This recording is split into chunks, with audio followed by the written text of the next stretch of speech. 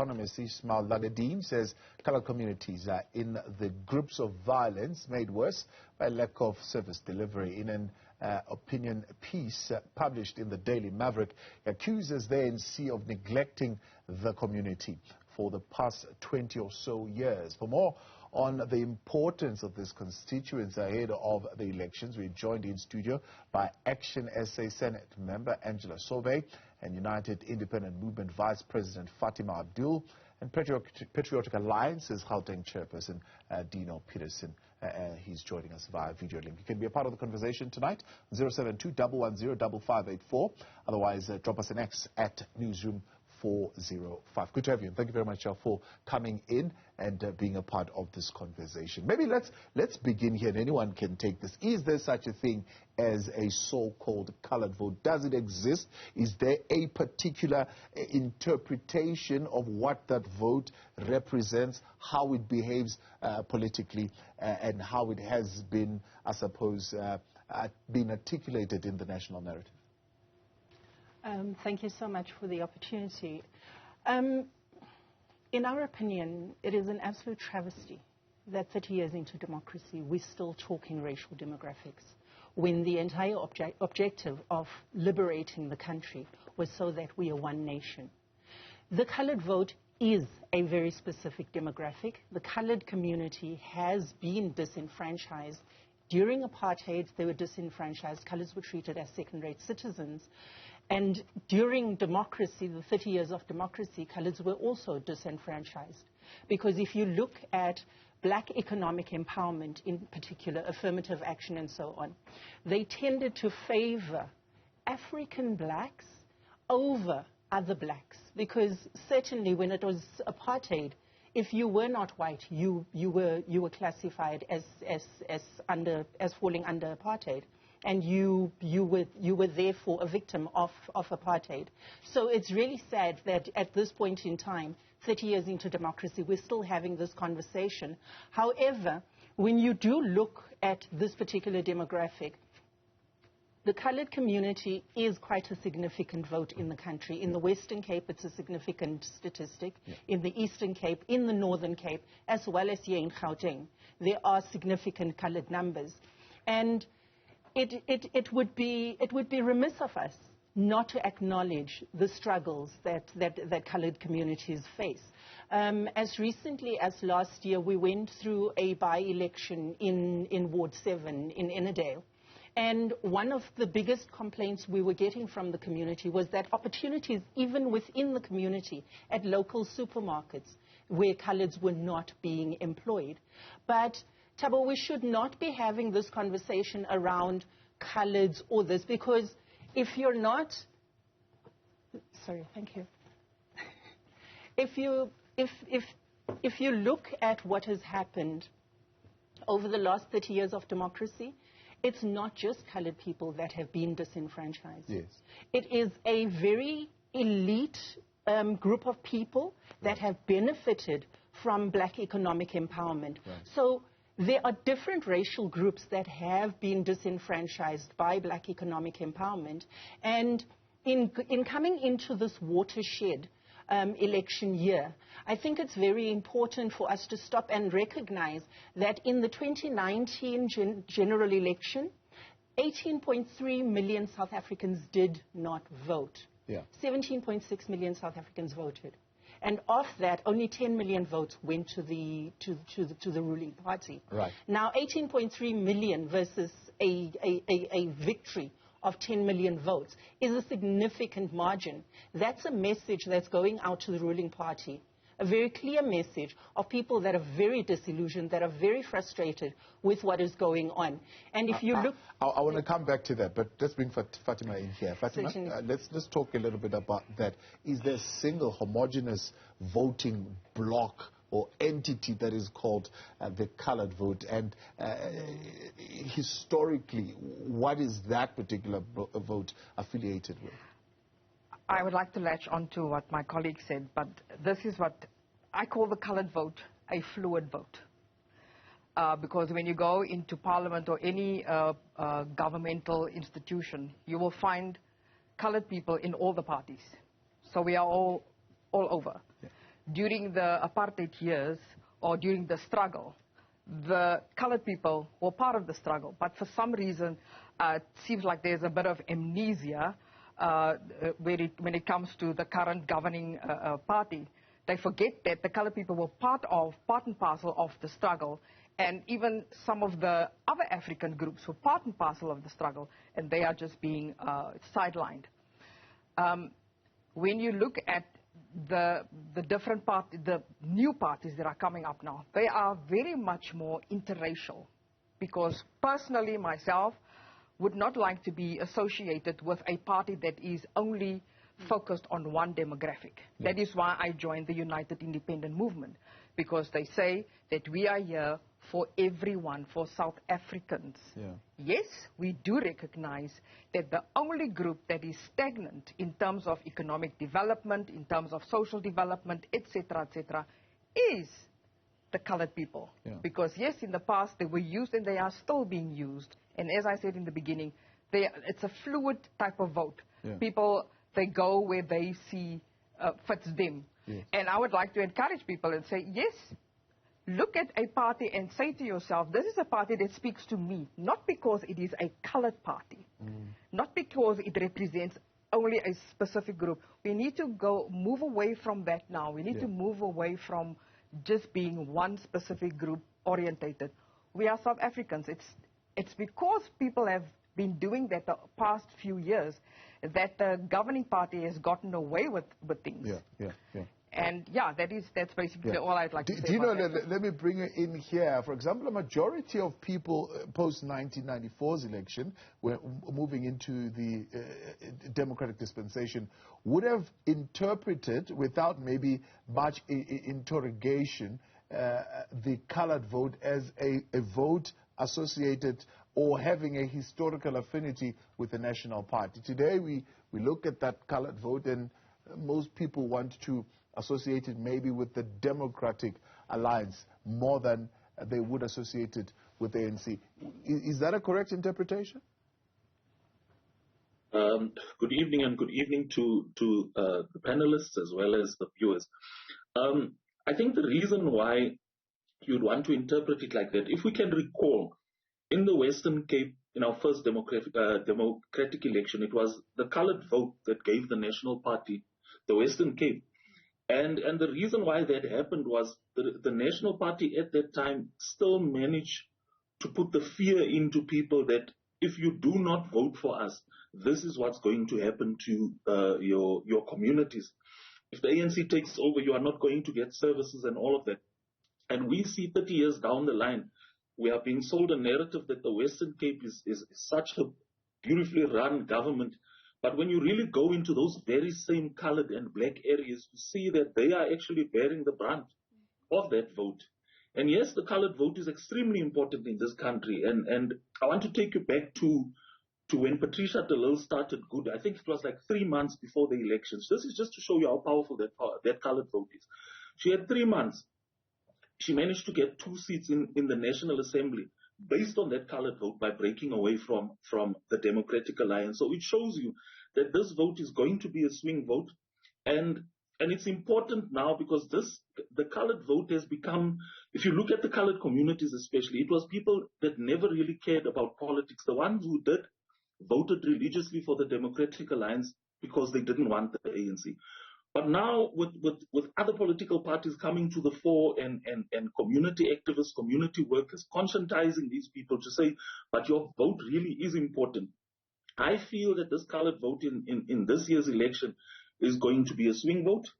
I believe that if that missing middle can really become politically active, they can really swing who governs this country come May elections. That colored vote is that colored vote is that stone that the builder rejected, which will become the cornerstone after the May elections, and that is my belief. Yeah, interesting that you bring that up. So, what are the factors that you believe affect this particular vote, except for, I suppose, the current debates, around employment equity and those policies and what has been raised already around Triple BEE by Angela. What are the other factors that drive that particular vote? Okay.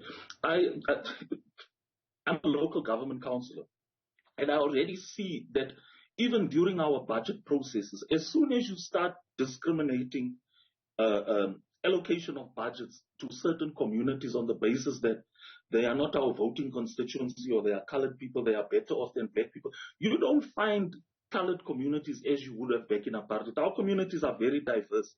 The ward that I am in was an historical ANC ward with 5 VDs. We won that ward. I became a ward councillor in this ward. We won two of those 5 VDs. The 3 other VDs, they didn't get enough votes. It was the colored vote that actually won this ward.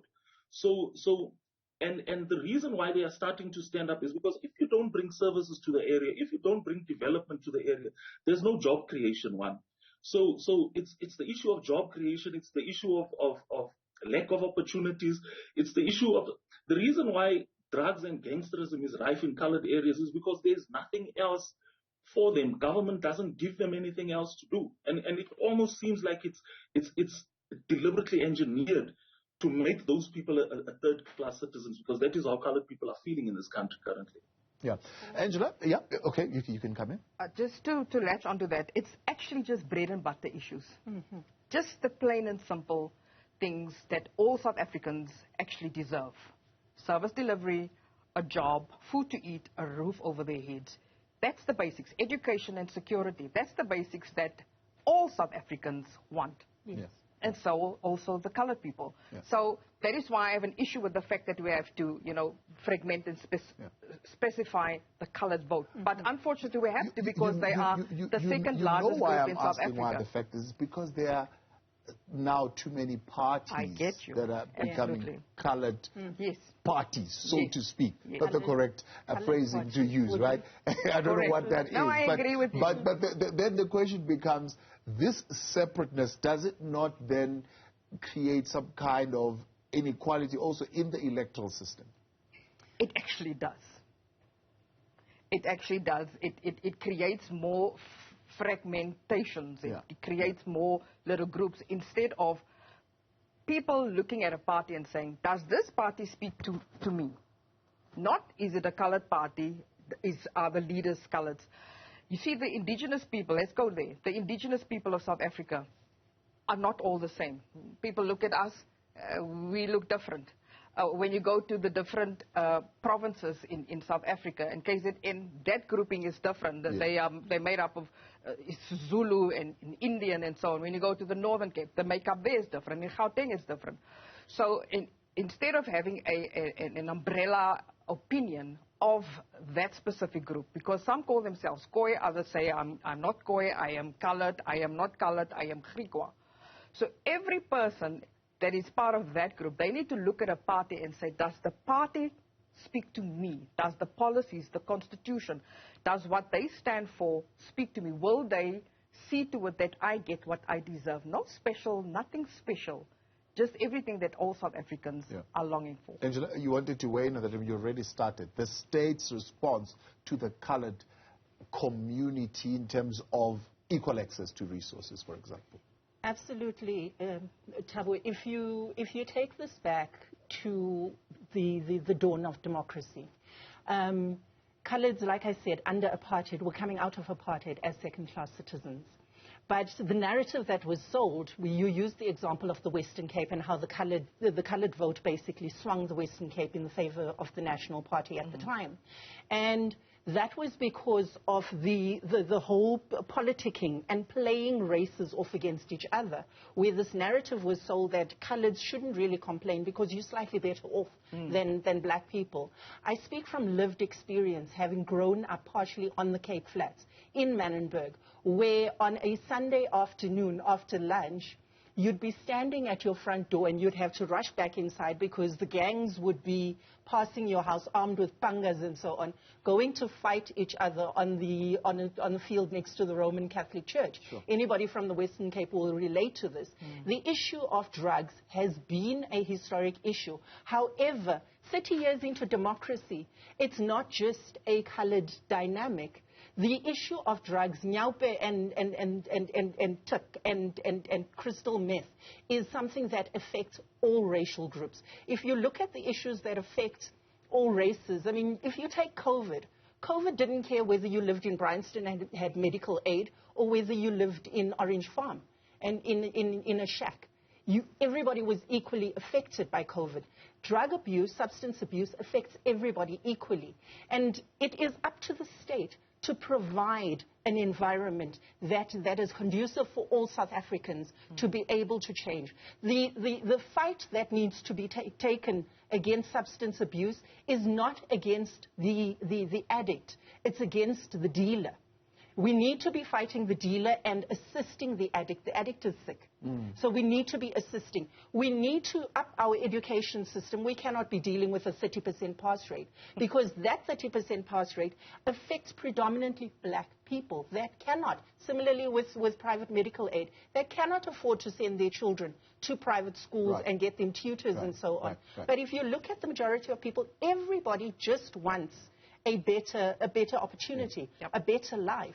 So why then have we abandoned the consensus on that non-racialism? Who exactly has abandoned that? Well, we seem to have, because that's why we have emerging of all sorts of parties that say, well, because we have been sidelined and marginalized all this time, so we'll start our own party. I don't think that we've abandoned the non-racialism. The parties you see emerging are emerging in response to government's failures. Exactly. We are living in communities. The rule of law is non-existent in this country.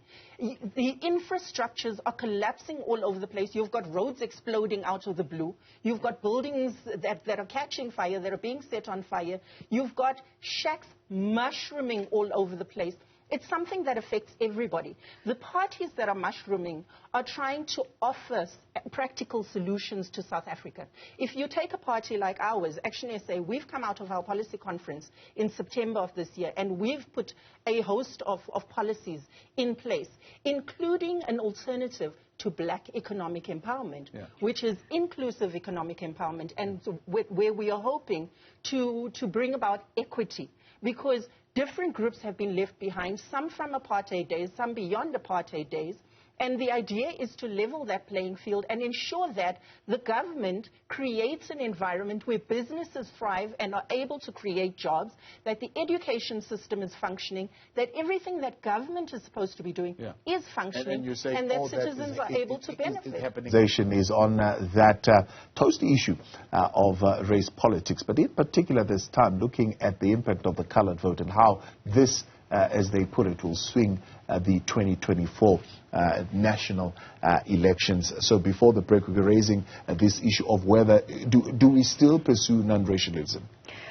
See, the United Independent Movement is, as said from the beginning, something happened 30 years ago. And then we had the Truth and Reconciliation process.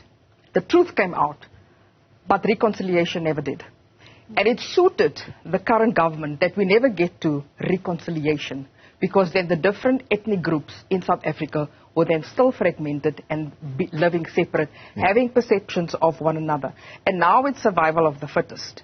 At the moment, the 49 million so-called South African black people have got they've got a huge bouquet of parties that they can choose from, because they believe those parties will stand up for them. And then you have the 5.3 million colored people who they don't really know where to go to, and there's these mushroom parties, and they think that those parties will also give. I say to the people, look what those parties have done for the past 10 years. If they haven't spoken to what your needs are, then rethink that. And then you have the Indian and white vote. They basically kind of have their homes already. But it's the colored vote that always has to, move around, because they really just want to be accommodated in this country that they also fight for. Let's talk about that, Robin. How has that colored vote moved around? Did it fundamentally change, for example, in terms of its voting preferences from the first democratic election, second, moving on and moving on and moving on? It has actually diminished, because less and less people started voting because they were disillusioned But now there's an awakening. Now people are saying, okay, we have more choices in terms of parties. We have more choices in terms of parties that speaks to our needs. However, I would like to admonish the colored people not just to run after parties because they talk the talk, but they don't walk the walk. Yeah. They need to be very critical and really analyze, become critical and analytical thinkers, see what the fruits are of what was being spoken, and then cast your vote. If you are being swayed and being, it's lekker, jolly kind of thing, because we make emotional choices, and that's where the problem comes in. Yeah. Do you know, has there been any fundamental change taking place in voting preferences among coloreds between the various democratic elections that have taken place? Yes, there definitely has been. I think it was mentioned, we saw it in the Ward 7 Ennerdale by-election, where there was definitely a swing from how they voted historically to voting for parties that actually speak to their issues now. Because they realized that the parties they've been voting for the past 30 years has not really been putting their issue on the table. Colored people always just wanted the colored agenda to be on the table when these discussions happen, so that you can actually acknowledge the fact that they have been marginalized. You can acknowledge the fact that you have not been giving them opportunities and really start having the conversation. We saw the Gauteng Premier was forced to reopen the applications for crime prevention wardens and reopen it only for colored and Indian people, because they've become so disillusioned with government and they don't even trust them anymore, that when the first application process happened, not a lot of colored and Indian people were hired in that process. Another thing that I also picked up was that if you look at the allocation of housing, I asked this question: do Indian people not qualify for RDP housing? Because if you can take me to any place in this country where especially around Gauteng and others, where you can say that they are also they can also be beneficiaries of RDP housing on the basis that they are Indian, they are also poor, they meet all the criteria, but because of their race, they are not being considered for some of these things. So you can see that the system that is there, although we want to claim non-racialism, it is there, and everything that they do is based on race. Cyril Ramaphosa at the UDF's 40th commemoration, he mentioned there to say that colored, Indian and white people felt neglected. He mentioned that it was the ANC that actually lost their non-racial character. And the reason why these parties are coming up and starting to speak on other race issues is because this very same system of classification, race classification. I mean, in this day and age, we are still sitting with the classification that says colored people are not African. And then you have indigenous people to this country, the Khoi, the San, the Griqua, and so forth, are not being recognized as African, but they are being classified as colored. So it is this democracy, this government that is responsible for the mushrooming of parties now wanting to speak to people's issues because of the system that they carried on even after apartheid. And that very system is the one that is causing... What does that then specifically mean for the big parties, right? How should they be responding to that strategically, organizationally, in relation to what you're saying is the colored agenda? I mean, if as a political party you still speak of black in general and African in particular, what are you saying to those people? You are telling them that your employment equity, your act, is deliberately going to discriminate on them based on the fact that they identify as colored. So these parties, and if you look at parties like the ANC and the EFF, they don't recognize colored people as Africans. So they need to look at that. I think we need to do away with that racial classification that we carried, because that thing has scarred a lot of people, has scarred a lot of colored people, even to a point where certain grouping of colored people still feel that they are better off than the poorer colored people, the one with the lower social standing. So I think that is the issue, and it's not the formation of political parties. These political parties are trying to address that issue. It's government's problem that needs to be corrected. Yeah. Angela, I mean, listening to that, you would say, you are saying that, for example, colored voters are voting for the same things that everybody else is voting for. They don't vote any differently based on I don't know, what, triple B, E, or any other thing, but they vote for the same things, bread and butter issues. Yeah. No, absolutely. I mean, Thabo, if you look at, like I was saying, the emergence of all these political parties is in response to the failures of government.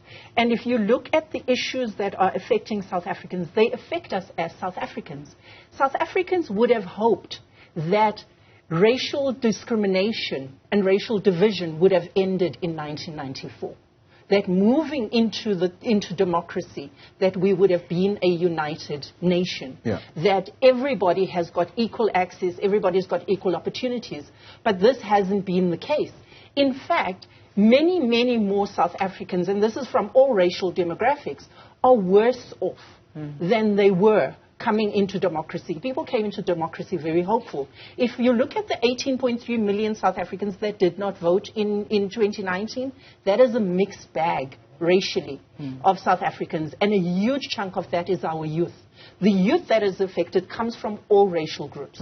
I mean, it's only if you come from a better off family that is able to send you on a gap year or whatever, but the majority of South African children do not have that opportunity. Yeah. There is nothing for South African children to do in the townships. The recreational facilities are being, even those are being politicized. If you go into our townships, you have what is called multipurpose centers that are basically under the control of the ward councillor and tends to be skewed towards political affiliations. So they discriminate who can and cannot use those facilities. Are you saying that then there is a more complex, more nuanced interpretation that should go into the interpretation of the colored vote, more than saying that, well, the geopolitical tensions that are currently manifesting in the country and in the world would swing the colored vote in South Africa?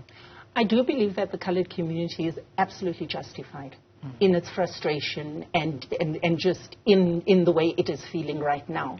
And if you look at our voting options over the years, the reason we are sitting where we are, 2024 is a watershed election year in South Africa. And we are trying to encourage as many South Africans, the 18.3 million that did not vote, if they just went out to cast their vote, we could see a completely different result in this country. Because you're talking about issues that are now affecting everybody across the board. And it's not just when you look at the frustration that the colored community experiences, pockets of the Indian community experience that frustration. Pockets of the, of the different racial demographics experience equal frustrations. But in the colored communities, it's almost like a double whammy. Because under apartheid, coloreds were not white enough. So coloreds could not benefit from any of the benefits of apartheid at the time. Right.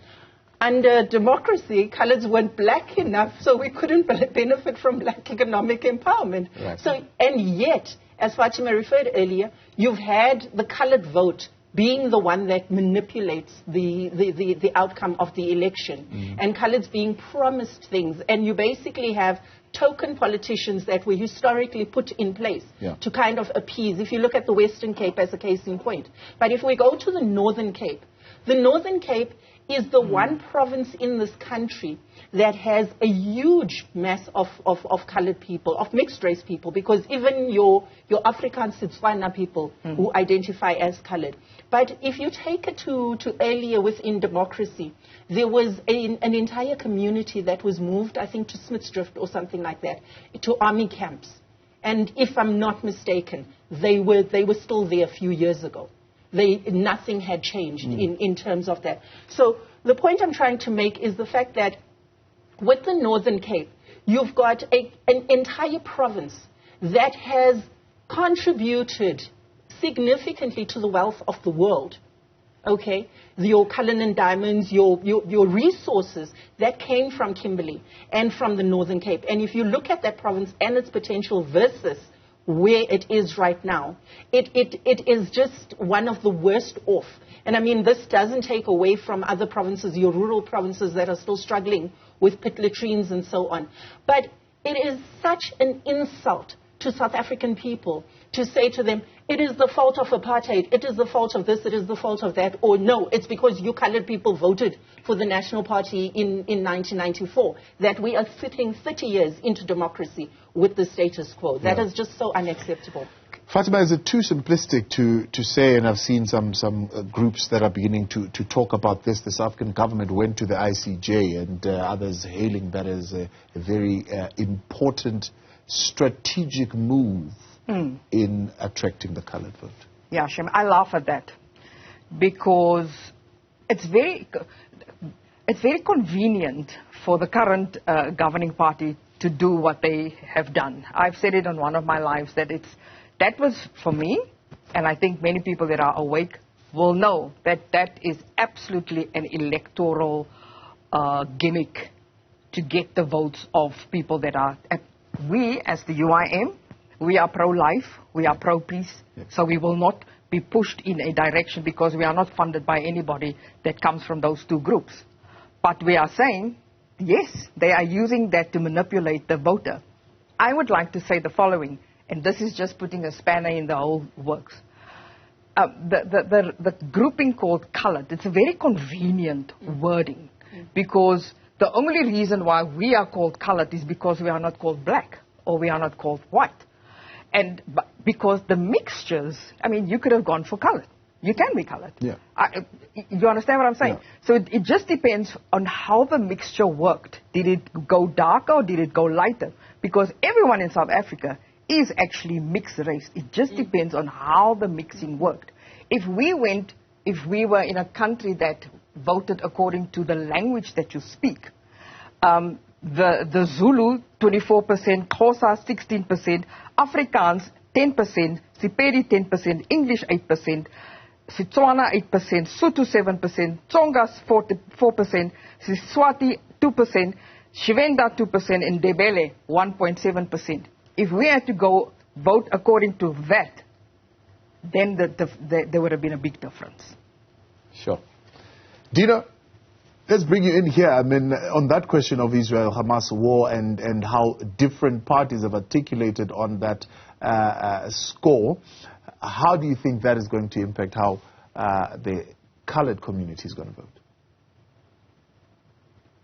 vote? I don't think it will have too much of an impact.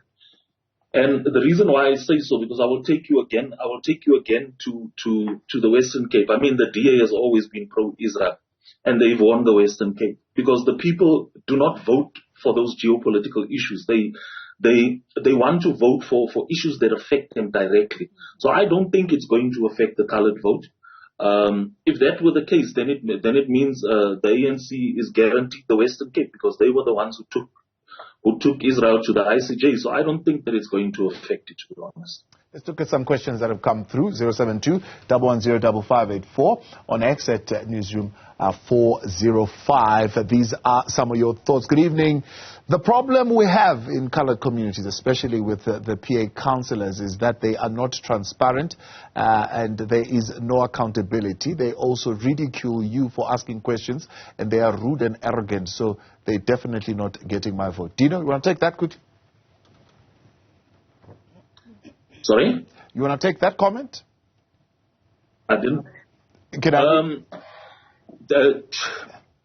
It would have been interesting too because they talk about the PA councillors, but you don't necessarily know, who this is from. I mean, if you look at that comment, it can be anybody. It can be a political party that uses this opportunity to run. It really does. It does not address the topic of the evening, which speaks to the issue of race. Or are you saying that all PA councillors are like that? Because I am one, and I've never had such an experience. Yeah, they're all anonymous, unfortunately, so they're not giving us their names. One saying here, apartheid destroyed us. Racism still exists in South Africa, especially here in the Western Cape. Coloureds still regarded as second-class citizens on the expense of blacks. Then that becomes the debate, isn't it? The fight to be admitted into the wide economy of prosperity and privilege. And it becomes a thing that we are arguing about. But I think this goes to the point I was making earlier, that under apartheid, coloureds were not white enough to benefit. And under democracy, coloureds were not black enough, because you had black economic empowerment and all these policies that seemed to benefit a particular race. But why not then join together so that you then fight against the system? Join together. More than wanting to justify your own political, economic domination. But as political parties, we do have the multi-party coalition. Yeah. So like-minded parties have already started to engage and have reached an agreement in terms of how we want to approach this election and how we're wanting to unseat the governing party, so that we can offer South Africans an alternative. Yeah. Fatima? Yeah, once again, it's that convenience thing. Sometimes it's convenient to call colored people, and sometimes it's convenient to call them Africans, South Africans. I would like South Africa to get to the point where we just speak of South Africans. Yes. Yeah. Where our children don't have to fill in a form to say race. It must just say South Africans. Yeah. Because the minute we do that, then there's that divide. Yeah. And you know what? If we say we want to build a better, or we want to save South Africa, we need to do it on behalf of the generation that is still to come, because they actually don't have issues anymore. In some pockets, yes, when parents are still indoctrinating their children, but our children don't have issues. It's us as adults that brings in this racial things and so on. Our children actually just want to live in South Africa. Yeah. Just to make an example, in my case, I always say to people, I am all nations. My father's Indian. My mother's, my late mother was Xhosa. My sister's married to an Afrikaner guy from Bloemfontein. And the rest of my family is Africans. Sotho, Tswana, Zulu. So I can't sit here and say, we just have to speak on behalf of this race. We need to get to a point where we need to speak, where we can say, we are fighting for the rights of all South Africans. Yes. But at the moment, unfortunately, the people that have been governing this country for the past 30 years has made it almost impossible. Yeah. But speaking of the convenience of politics, if you look at the moments that have united us as South Africans, when we won the World Cups and so on, suddenly it was South Africans. Yes. It was not, then we are the Rainbow Nation. Yes. But when it comes to politics and political agendas is when we start talking different races. Do you know one can maybe be a member of the ANC and say to you, particularly your leaders, there is no way that they can account for the perception that the ANC would not have delivered to a colored voter. They were part of the ANC at some point. No, it was the late Jessie Duarte that told the ANC at the time, I think she was the deputy SG, that told the ANC at the time that they are racist and tribalistic, because they would still refer to colored people as Busman and Indian people as coolies. So, and I think the African nationalist character of the ANC is really coming out. I mean, they've been running this for the past 30 years, making us believe in a democracy. We were part of the struggle. Colored people were instrumental during the struggle when many of them were in exile, when they were leading the EF and other formations. And immediately after democracy happened, they turn around and realize that no, but these people are the ones that kept this nationalist party or the apartheid government in power. And that is not the case. I mean, even if you look at colored people in the SAKK, in the then army, they are not even being considered as military veterans at this stage. They are still struggling for recognition because they are told that they fought for that current regime. So it's a lot of issues, historical issues. It's like Fatima has said, there was truth and reconciliation, but there was never that reconciliation process where this country, we did it. I mean, even if you look at, there were no prosecutions that came out of that process. So there's a lot of reparations that have still not been done. There's a lot of things that are still happening. So they can continue fooling us, making them believe that they are non-racial parties and so forth. But every party has its base amongst a certain race group. We saw it with the Freedom Front Plus. I mean, those people were unapologetic when they came out and started speaking on white issues. And the DA lost the vote because they couldn't be decisive around the issues of the farm murders and so forth. Let's leave it there. Much appreciated. Thank you all for coming and being a part of the conversation.